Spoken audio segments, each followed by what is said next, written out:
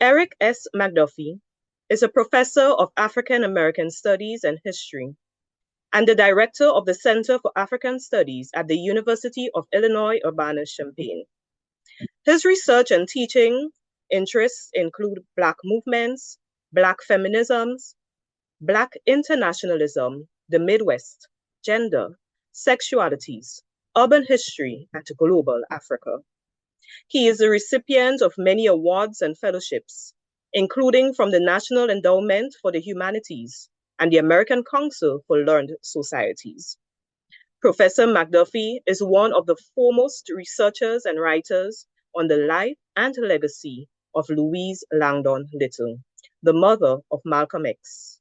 And his work has taken him on the same path that Louise followed from Grenada, Montreal to Midwestern USA. He is the author of the prize-winning The Second Battle for Africa, Garveyism, the U.S. Heartland, and Global Black Freedom, Duke University Press, 2024, and Sojourning for Freedom. Professor McDuffie is actively involved in advanced African American studies, African diaspora studies, African studies, and Black women's studies. He's a lifetime and former executive board member of the Association for the Study of the Worldwide African Diaspora, who served as the organization's secretary and vice president. McDuffie earned his Ph.D. in history from New York University. Originally from Detroit, Michigan, McDuffie is a sixth-generation Midwesterner whose family hails from the United States, Canada, St. Kitts, and Australia. Join me in virtually welcoming Professor Erik McDuffie. All right, all right. Thank you very much, Sister Marieve. Frankly, what you had to say and what Sister Tesfa was saying, frankly, I was hoping that we would hear more from you. It was inspiring and deeply, deeply powerful. And I echo everything that you said about the importance, the significance of Louise Langdon, Louise Little. So thank you. Good evening to everyone uh, out there in the world. I wish I was in Grenada right now. Unfortunately, I am not. All I think about it is when will I return to Grenada? I had the privilege of visiting Grenada twice in 2015, and again, all I think about is returning. Before I get started, I'd like to express my deepest thanks and gratitude for this invitation to give this year's keynote address. Actually, I had the privilege of giving a keynote address for this organization back in 2022, I believe. So again, thank you for having me back. Thank you, Brother Antoine. Thank you to the uh, International People's Enlightenment Organization. I'm sorry, Institution for People's Enlightenment. Thank you to the LADIG Communication Heritage and Honors Program for the very, very important work that you all are doing. I'd like to thank Dr. Angus Martin, who, for so many of you, does not need an introduction, who stands as really a leading, if not the leading Grenadian historian today. It was through Dr. Martin that I met Brother Terrence Wilson of Ladig of Madiz, who I would argue is the foremost world expert on the Langdon family history. And so much of what I will share with you this evening, comes from what Brother Terrence Wilson shared with me. I also like to thank Sister Deborah Jones, the niece of Malcolm X, granddaughter of Earl and Louise Little. Also like to thank Sister Ilyasa Shabazz, who is the third child of Brother Malcolm and Sister Betty Shabazz, as well as, of course, a granddaughter of Earl and Louise Little. Would also I'd like to thank and give praise, respects to the late Stephen Jones, who was the brother of Deborah Jones, Stephen Jones of Grand Rapids, Michigan. Stephen Jones passed away in 2014. He was I would argue, the world's leading expert on little family history, especially in Michigan. He passed away at a very untimely age. However, his sister has picked up the torch of keeping the legacy, keeping the history of the Langdon family alive. I also like to thank my parents, James and Marion McDuffie, for everything they did, for taking me to Puerto Rico, for taking me to Canada, to helping me understand, to learn that I was part of a much larger world. I'd like to thank my grandmother, Margaret Chandler, who was born and raised in Toronto, Canada. I was very close with my grandmother. She was critical to keeping our family history alive. And of course, her mother was born in St. Kitts. She came to Toronto, Canada, at about the same time as Louise Langdon arrived in Montreal. So I should say that part of my interest in Louise Langdon, in the Langdon family, in the Littles, is tied in no small part to my own Caribbean roots, my own, of course, my diasporic Midwestern roots. And of course, it was in the Midwest, in the U.S. Midwest, where arguably, well, indeed, not even arguably, where Louise Little, as she is known in this part of the world, where Louise Langdon carried out her most important work. I'd like to thank my children, Amaya and Amir Wendell Robeson McDuffie, Amaya Soledad McDuffie, Amir Wendell Robeson McDuffie. Very proud of my children. And last but not least, of course, my partner, Melanie Barrett, who has been just a bulwark of support over the last actually going on 9 years. So that said, folks, we have plenty to discuss. Why don't I go ahead and share my screens, my slides with you. Just so you know, I am not going to just talk for the next um, half hour or so, or rather read. I will talk, uh, riffing off the slides and where the Spirit leads us. So, lessons for our time, Louise Langdon, resistance and possible futures. Lessons for our time.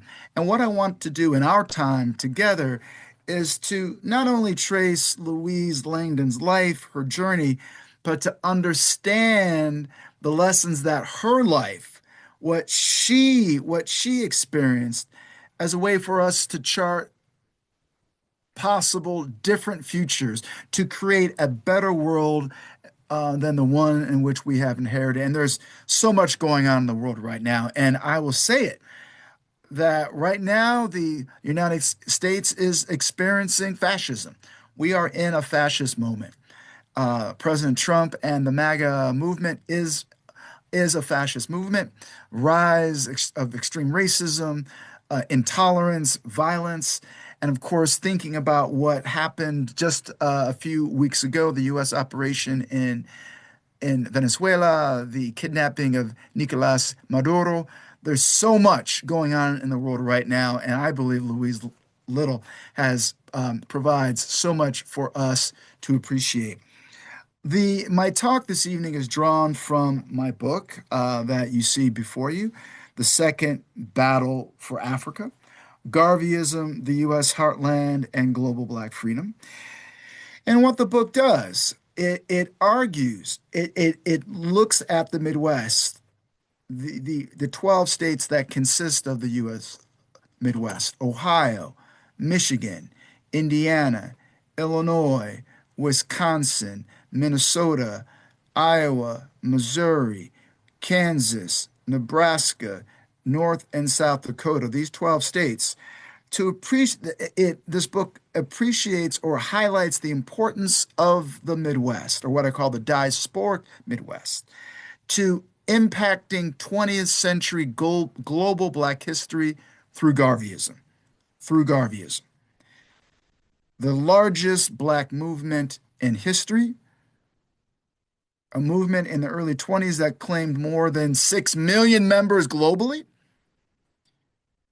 co-founded by the Jamaican Black nationalist Pan-Africanist Marcus Garvey and Amy Ashwood Garvey, an organization committed to Black self-determination, Black pride, Black self-defense, the independence of Africa, talking about Black human rights, using that term, human rights, inventing the red, black, and green flag, arguing that God was Black, a movement that was foundational to the U.S. Civil Rights Black Power movement, foundational to Caribbean trade unions and Caribbean independence movements, critical to independence, national liberation movements across Africa, critical to making the modern world, the second battle for Africa.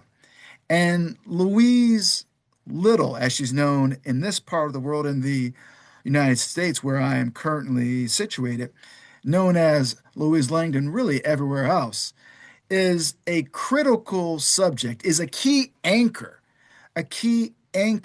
of my book that took more than 15 years to write, to research. I started researching this book in 2009. I had the privilege of conducting primary research, archival work, interviewing people in Canada, Grenada, Jamaica, Trinidad and Tobago, the US, Canada, Great Britain, Liberia, Ghana, and South Africa. And again, as I said earlier, I had the privilege of spending about 3 weeks in Grenada in 2015, where I learned so much about Louise Langdon. So, whoops, sorry about that. So let's keep going here. Whoops. Right. Okay, there we go. All right. So it's and I'm so happy about the attention that Louise Langdon is receiving now. Because when I first started doing this research about 15 plus years ago, there was very little out there. There was, of course, a very important book by Jan Carew from Guyana, uh, in which he emphasized the importance of Louise Langdon to cultivating the Black radical sensibility of her most famous child, Malcolm X, or who became Malcolm X. But really, when I first started doing this work, there was very little research about her significance to Brother Malcolm, global Garveyism, Black nationalism, and Pan-Africanism. And if you have read the autobiography of Malcolm X, which of course is a classic book, we presume that most people here have had the opportunity to read this book. If you've read it, you know that it begins with Louise Langdon facing off the Klan as the Klansmen approached her home in 1925, the Little's home in Omaha, Nebraska.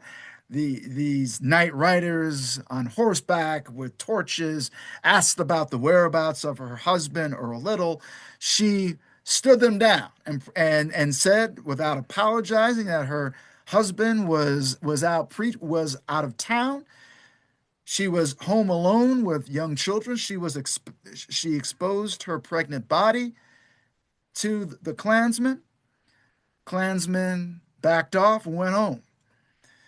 This opening scene in the autobiography of Malcolm X is critical because, again, that unborn child that she was carrying, of course, that was Brother Malcolm. And the purpose of that story, I believe, is to show that even before Brother Malcolm was born, he faced violence and injustice. But I think also what that opening story anecdote does, it doesn't now is getting the kind of attention that it deserves. That it shows that it was Brother Malcolm's mother, Louise Little, whom, again, if you read the autobiography of Malcolm X, portrays her as a faithful wife, as a committed mother, but does not discuss her importance to cultivating the Black radical, diasporic, global Black radical politics vision that her most famous child would embrace, but indeed all of her children embraced. So again, she's framed as a good wife, a good mother, but the book focuses really on Earl Little as the Garveyite, when in fact, of course, we know that was deeply, that she was a hardcore Garveyite in her own right, and we'll come back and talk more about this shortly. So let's keep going here. All right. The story. The story of Louise Langdon as Sister Tesfa and Sister Marie pointed out, her story begins in Grenada, and I love this photograph. I took it one morning about 6:30 in the morning when I was out for a morning run. I love this photograph. I think it captures the beauty, the beauty of Grenada, the physical beauty of the island, of its people, its rich, dynamic culture. And of course, I'm looking north toward St. George's and the harbor from which Louise Langdon sailed out of or from St. George's to ultimately to Canada. So again, her life, her story begins in Grenada. But as has been pointed out, and as I learned from Brother Terence, that her Louise Langdon's family, her roots stretch to Africa, stretch to modern day Nigeria. Apparently, both Jupiter and Louise Langdon were so called liberated Africans. They were captured, or they were captured to be enslaved in the Americas. And a British ship, apparently, I'm sure, Navy vessel intercepted them. And the Langdons, or the people who became known as Jupiter and Mary Jane Langdon, arrived in Grenada. It's important to note that apparently they were Yoruba, the largest African ethnic group on the planet. And also, according to family lore that Brother Terence shared with me, they were Muslim.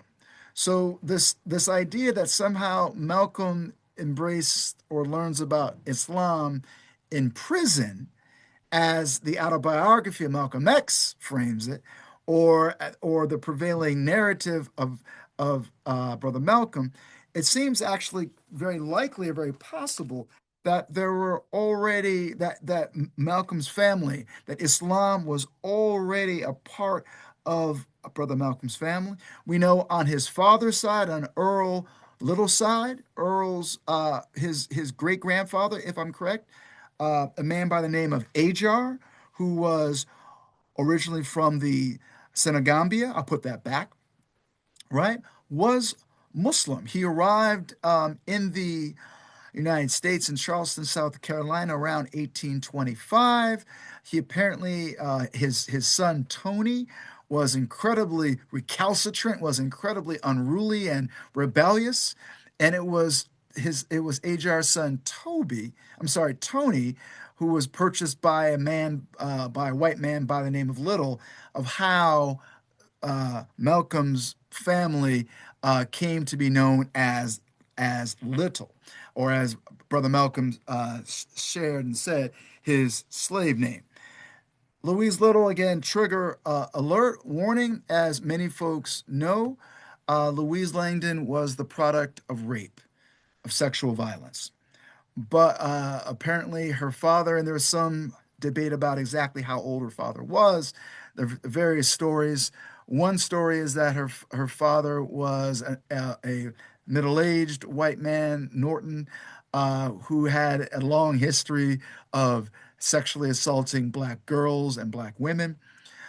What is for sure is that, yes, and sadly, Edith Langdon, and again, trigger warnings here, was only 11 years old when she was sexually assaulted, resulting in the birth of her only child, Louise Langdon.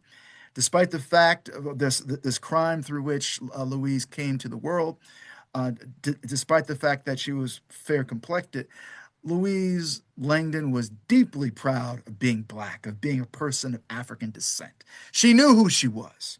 And and again through her family who valued self-reliance, owning their own land, their pride. But she also grew up on an island with a deep history of opposition to settler colonialism, to slavery, going back to a previous slide. Let's put that back here. Let's put that back so you all can see here. Whoops. I think I accidentally stopped sharing. I'm so sorry. Let's get that's one of the challenges of giving a presentation when you're not in person. My fault here. All right.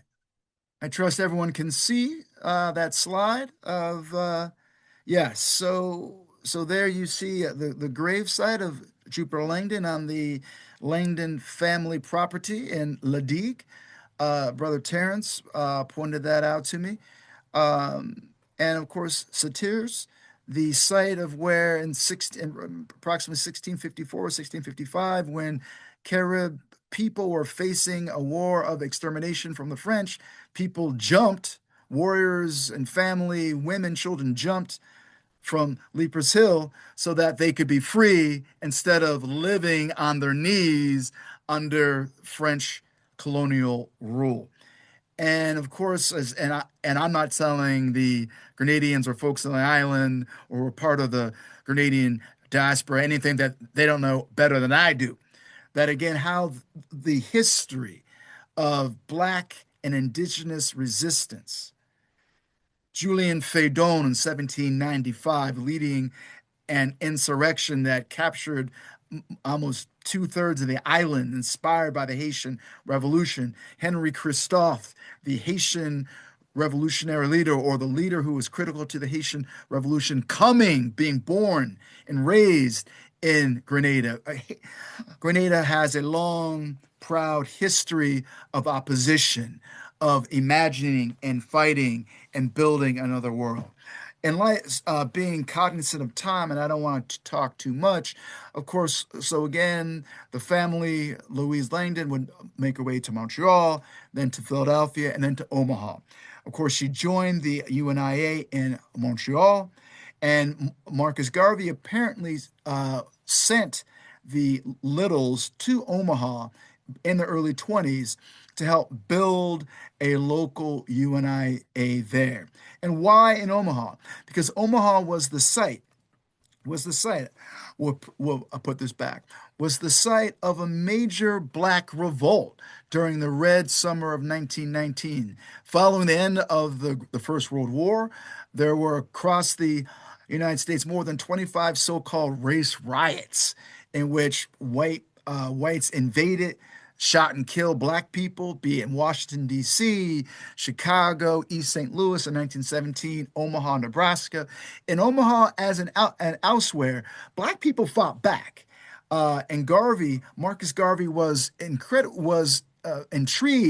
with the resistance of black people in the Midwest, here in the so-called heartland of this country. And what I argue about what makes the U.S. Midwest so distinct and important to other parts of the world, that this region was and is the site of unique economic and political opportunities that black people could find nowhere else. That was true in the 19th century. That was true in the 20th century. This area was a site of the most advanced industrial capitalist manufacturing in the world. Places like Chicago, Cleveland, Detroit, St. Louis, Milwaukee, Gary, Youngstown, Akron, right, were citadels of capitalist accumulation.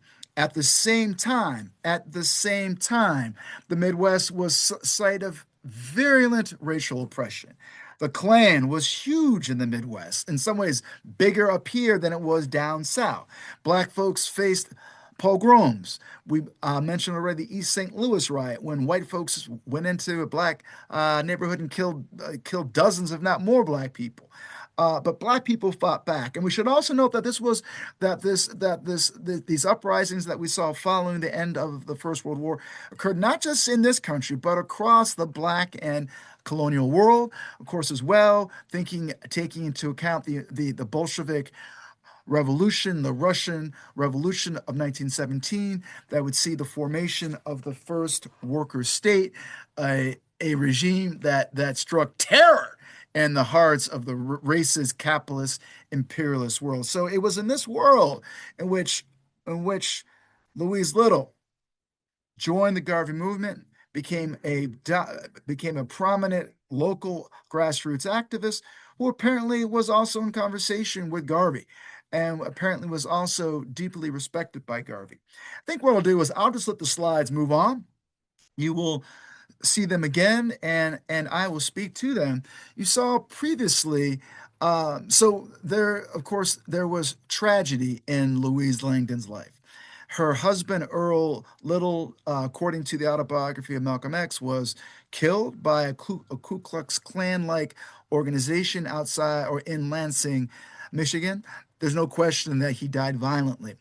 Louise Langdon hung on for more than 8 years after her husband's death in 1931, during the heart of the Great Depression, in the middle of central Michigan, which then and now was a site of extreme white supremacy, fascism. And of course, today that part of the world is a Trump hotspot. The state of Michigan sent basically what I argue is that Louise Langdon became a political prisoner. She was targeted by the state of Michigan because she was black, she was female, she was Caribbean, she was a migrant, she was outspoken, and because she'd had a child out of wedlock, so she did not fit into that kind of white, heteronormative, capitalist, bourgeois, world. So for that reason, Louise Langdon was targeted by the state and was institutionalized, or as I argue, really incarcerated into the Kalamazoo Psychiatric Hospital for more than 25 years. For more than 25 years. But I think what is so important is that how her family, uh, especially Malcolm's sister, Yvonne Little, devoted so much time to freeing their mother from the hospital because as they said that the family will never be right so long as our mother is in it. And yes, that while Louise Little experienced tragedy, we don't want to see her as a tragic figure. She was resilient. She hung on for 25 plus years. And you saw that photo not too long ago of her smiling. So in 1963, she was released, or rather, the state of Michigan released Louise Langdon due to the efforts of uh, Deborah Jones's mother, the woman you see right here, her mother, Yvonne Little Woodward, who was critical again to freeing her mother from that prison. Before we talk a bit more about the legacy and the meaning of Louise Little, I would like to just read a short bit from my book that discusses Malcolm's conversion to Islam and why we need to really rethink the narrative about when and why and how Brother Malcolm converted to Islam. This is a letter that Malcolm wrote to his brother Filbert in December 12th, 1949. So this point, Malcolm is in prison. So I'll read the paragraph and I'll read. So I wrote Malcolm's critical thinking and correspondence with his siblings about Louise Little's institutionalization played a critical role in decolonizing his mind and initiating his conversion to Islam. The autobiography includes no discussion of this fact. However, he made this point abundantly clear in a December 12, 1949 letter from Concord Prison to Filbert. In the letter, Malcolm recalled an instance during the Depression when Louise declined an offer of free pork from their neighbor to feed her hungry children. Malcolm wrote, quote, "It makes me feel courageously to hear the brothers there think I was in contact with Islam before my seclusion. For they are correct. We were taught Islam by mom. Everything that happened to her happened because the devils knew she was not deadening our minds. When she refused those 2 pigs from Mr. Doan that time, I thought she was crazy, as hungry as I was. And they sowed their lying seeds in our heads. But she suffered the abuse of all, even incurring the worst degree of the devil's fury, unto death, all for our sake. 'Tis true that my accomplishments are yours and yours are mine, because we are all brothers and sisters, but all of our achievements are mom's. For she was a most faithful servant of truth years ago. I praise Allah for her love. The love that exists in our family among us is strong, many more so than in any other I know. And the devils kept us split up for years." This was in 1949. And Malcolm is arguing that Louise Langdon was already cultivating Islam in her children before Brother Malcolm, again, as the autobiography frames it, before he was introduced to Islam in prison through a letter, a correspondence from his brother. So, again, rethinking the narrative, the story of Brother Malcolm. And, folks, I am cognizant of time. And here's what I'd like to do. I'd like to talk, in conclusion, talk about the legacy of Louise Langdon. Why was she erased uh, from the historical narrative? How was she forgotten? And as so many scholars have pointed out, Michel Rolfe-Triot comes to mind immediately, or the great Trinidadian scholar Carol Boyce Davies and her arguing about the silencing of the past, or as she calls it, erasure, and Triot in his classic book Silence in the Past. They argue that history, right, and the past is never just erased, right? It's an ideological process and indeed a political process, a racist and gendered sexist project to rewrite the past, to erase radical figures who attempted to create a new world. And of course, people like Lori Lambert, the historian with Grenadian roots background, Carol Boyce Davies, Merle Collins, they have called attention to, again, how racism and sexism, how in terms of how it operates, and has erased and silenced or attempted to silence the legacy of Louise Langdon. What I argue, and as folks on the island know much better than I do, the way in which the U.S. intervention, as it's often called down there, or invasion of 1983, the Grenada Revolution, how it still looms so large in the collective psyche of the Grenadian people, both on the island and across the diaspora. What I argue is that because Maurice Bishop and the revolution remain so contested, and because we now, and again, what did the revolution, what did it attempt to do? Right? It attempted to build a new world breaking the shackles of centuries of slavery, colonialism, the genocidal wars against indigenous people, trying to build international solidarity. Most, again, most embodied in Maurice Bishop. Of course, he was overthrown and killed, or let's use an active voice. I know it's complicated, and it's still not totally clear exactly what happened on that awful day in which Bishop was killed, but we know he died, executed up there at Fort Rupert, at Fort George. And what I'm arguing is because so if we celebrate Louise Langdon, and if we celebrate, or rather, because Malcolm X's politics were so much in line with Maurice Bishop's, and then if we acknowledge, of course, there's the site of where Bishop was assassinated on October 19th, 1983, a horrible day. And there's that famous mural in St. George's. That's a complicated mural, to say the least. If we acknowledge and celebrate Bishop, if we acknowledge and celebrate Malcolm, and then, of course, if we acknowledge and celebrate Louise Langdon, again, that her politics were very much in some ways aligned with Bishop, with Malcolm, the radical third world project, and especially given the neoliberal turn in the world, that those politics, those possibilities are beyond the pale. I'm excited to say that there's so much work being done in Grenada to revive, resurrect her legacy. Of course, the group, this event right now is doing such important work in Lansing, Michigan, where the Littles would call home.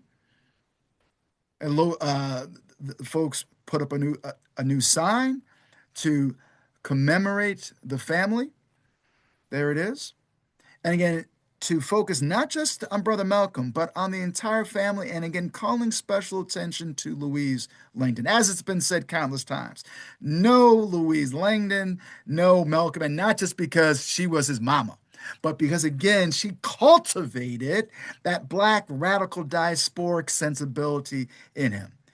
In Montreal, Louise Langdon has become viewed as a kind of among Black feminists, Black queer thinkers, activists, as a kind of Black feminist queer progenitor, someone whose life, her travels transcend boundaries, physical, ideological, gender, sexual, right, politics.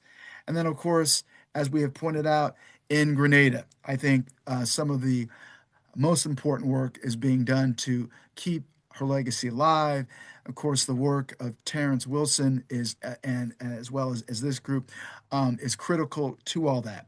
So I think what I'll do is I'll stop there. I thank you for your time. I hope I didn't talk too much.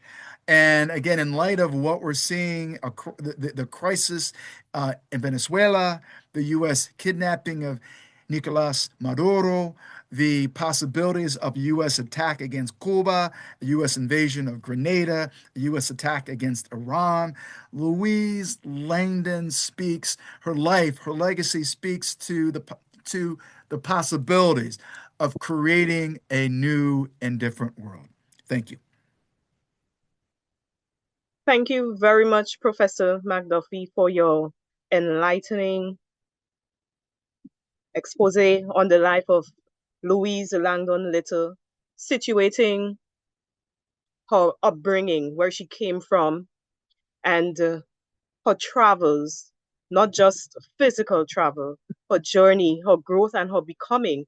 It was a really captivating presentation. I was hanging on to every word, and I must congratulate you for that and thank you for that. What stood out to me in your presentation is how you portrayed, but from the title, Louise Langdon, Resistance and Possible Futures. And it shows that if we know who we are, where we came from, and our roots, there is really nothing that could stand in our way. And when you situate Louise Langdon as a mother in Midwestern, in her home, standing her ground against the oppressors, persons with that power, in the face of violence and injustice.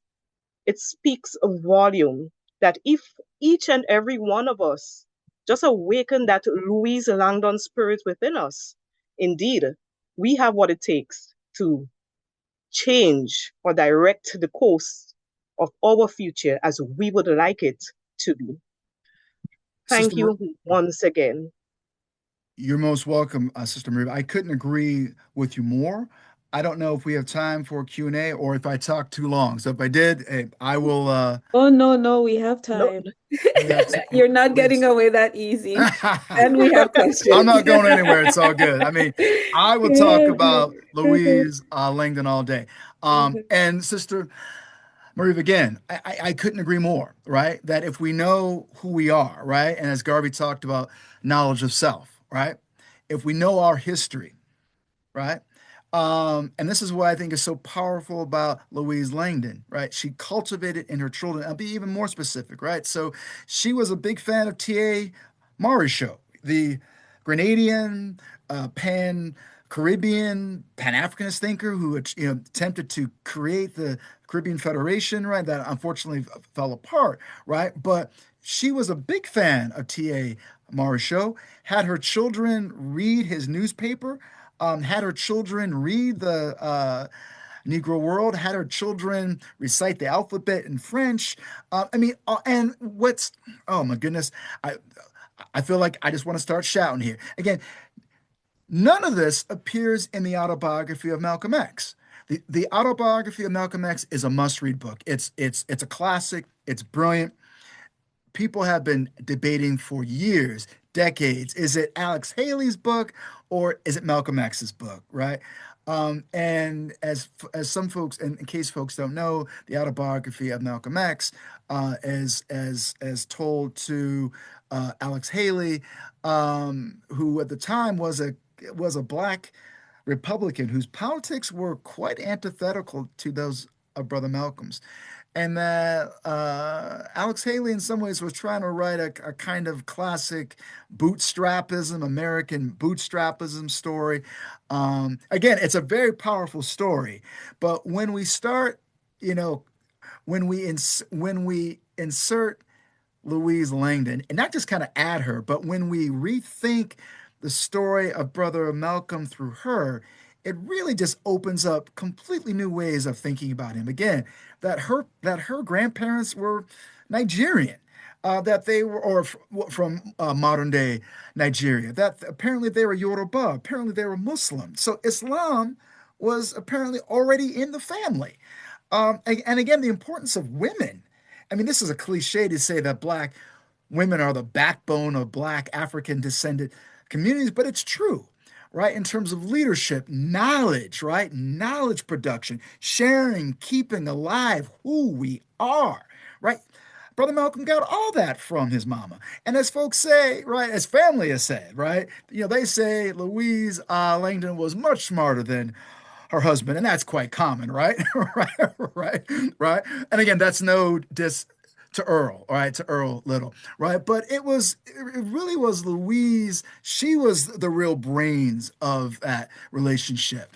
And again, the fact and that helps explain why the state of Michigan went after her. There's Wilfred Little, the eldest, Betty and I'm sorry, Louise and Earl's eldest child, recalled how the white folks in Lansing would refer to, and this is one has to laugh to keep from crying, referred to the littles as those smart inwards, right? As those smart inwards, right? So even these racist, fascist white people knew how smart the littles were. And again, that helps explain why the state of Michigan went after her. I think it helps explain, given the sexism and patriarchy within Black movements, among some Black people, helps explain why. Again, she's been erased. I see this question in chat about please expand on how specifically did how Maurice Bishop's politics were aligned with Malcolm. Professor So, McDuffie, can we ask you to oh, stop the PowerPoint before you answer the question? Thank you sure. so much. Oh, yeah, Thank you. yeah, yeah. Yeah, Sorry. Is that there you better? go. So we Is can that see your better? whole face. Y'all can Great. see me Yes. better? Okay, Yes. gotcha. My bad, my bad. Yeah, yeah. So, it's a great question. So we need to understand that, you know, Maurice Bishop and the New Jewel movement. And again, I think it's important that we just don't think about the Grenada Revolution as being about just one person. I mean, of course, he was the leader, he was the figurehead, but again, it was a grassroots movement. The New Jewel movement was a kind of third world Marxist Black Power formation. And Bishop himself said he was deeply inspired by Malcolm, Franz Fanon, uh, uh, uh, Che Guevara. So, again, people that Brother Malcolm knew, was in conversation with. So, again, Maurice Bishop's politics were in some ways quite similar to those of Brother Malcolm's. And because in this current moment, 2026, actually going back now decades in light of the neoliberal turn that we've seen across the world, including in Grenada, and this is no diss to your fantastic country, but these kinds of politics, the kind of radical revolutionary vision that Malcolm embraced, Maurice Bishop embraced, Louise Langdon embraced. This is a little bit beyond the pale. And again, I don't know if I'm getting myself in trouble here, Sister Tesfa, right? I mean, I don't know, but facts are the No, facts, right? no Right? trouble at all. No Right? trouble Right? at all. Right? I mean, right? I Mhm. mean, facts are the facts. Mhm. So, so this is why I think celebrating and learning about Louise Langdon is not just so important, but so potentially revolutionary. Revolutionary. The last I looked, the world, we are in a serious crisis. Climate change, racism, imperialism, violence against women, against queer, trans people is the climate crisis. We are in trouble. The route that we have been on for the last several centuries, right? Right, has brought us unprecedented terror and instability. And people like Louise Langdon said, no, there is a possibility for creating a different kind of world, and she paid a tremendous price for it. But again, this is why we're here. As y'all said earlier, Ashe, we are celebrating, we are acknowledging her revolutionary legacy as a Black person, as a Black woman, as an African descended person, as an African descended radical, right? And what does the word radical mean? I think too often we're afraid of that word. What does it mean? It means to get to the root, right? Get to the root, to the basis of a problem. That's what she was trying to do.